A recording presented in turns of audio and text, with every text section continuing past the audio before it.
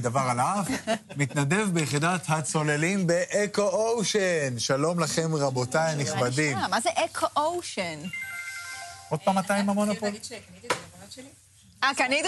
את מציירת עם האף? לא הצלחתי כמוך. יפה. אפשר לתרגל עד שתהיי פה כמוני. מה שלומכם ביום הזה? מה פועלכם בימים האלה?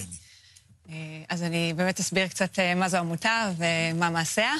עמותת אקו-אושן זו עמותה שקמה בשנת 2002. היא בעצם, מטרתה היא לקדם שמירה והגנה על הסביבה הימית והחופית. ובעצם זה נעשה בכמה דרכים. יש לנו קודם כל ספינת מחקר, היא נקראת המדקס, היא בימים כתקנם, כמעט בכל יום בים, עם חוקרים מהארץ ומהעולם, בעצם אוספת נתונים ומידע מים תיכון, ומגדילה בעצם את היכולת שלנו להכיר אותו ולחקור את הים ככל שניתן. יש לנו בעצם מחלקת חינוך, שבערך כ-20,000 תלמידים מדי שנה מתחנכים, ובעצם מקבלים את הערכים ואת המסרים שאנחנו מעבירים. ויש לנו עוד כל מיני פרויקטים, דגל כחול ועוד, ובאמת פה נעמיק ונתעסק קצת יותר בפרויקטים של הקהילה. יש לנו בערך כ1,000 מתנדבים ומתנדבות בקהילה. רבים מהם מתעסקים בתחום של שימור ים בכל הנוגע לסכנה לזיהום ים בשמן, שזה בעצם חלילה בעקבות אוניות או אסדה, ובעצם נקראים לדגל ויודעים איך לתפעל מצבים של בעצם זיהום בשמן ולעזור לרשויות ולמדינה בעצם בצמצום הנזקים בהרחבת הנזקים. ואנחנו פה בעצם בשביל פרויקט נוסף אחר, שנקרא מדע אזרחי. מדע אזרחי. נכון? מה הוא אומר, הפרויקט הזה?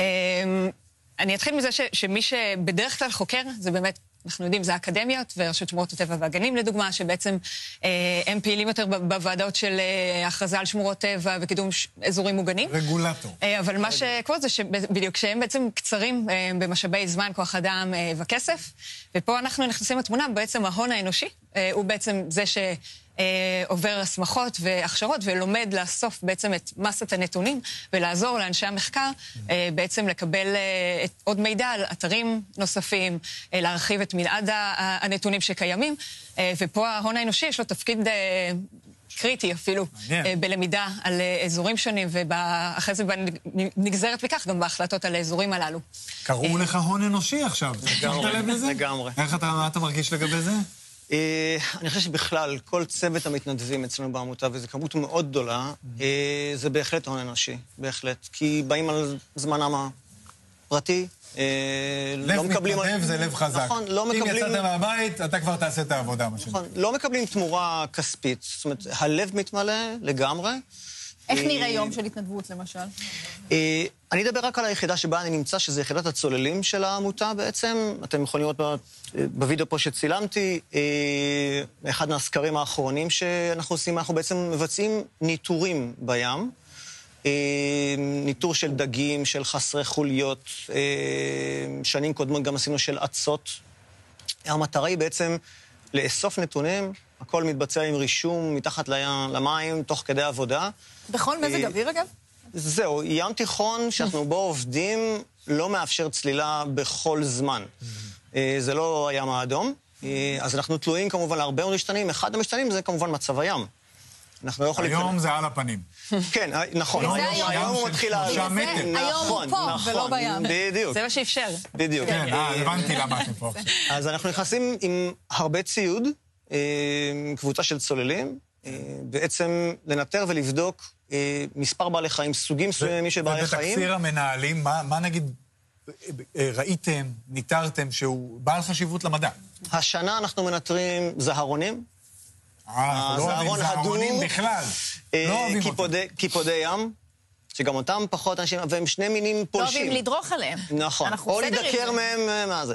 שני מינים פולשים, הם בעצם פוגעים מאוד קשה בים שלנו. הם הגיעו מהים האדום, מה שנקרא פולשים.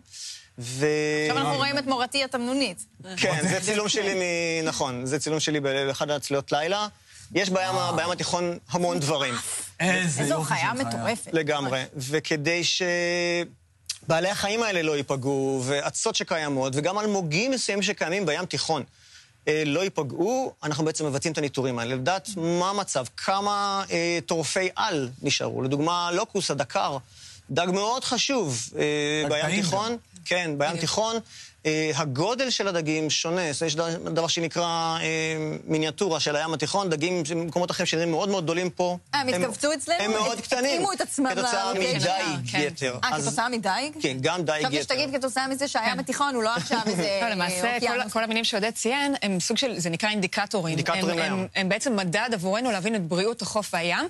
אני כאן רק חשוב לי לציין שזה נעשה במים, ובאמת עודד מכיר את זה מאוד מקרוב, אנחנו עושים גם בחוף. יש צוותים, ואז גם זה לא מצריך הכשרה כמו לצוללים וצוללות, שזה כבר הרבה יותר.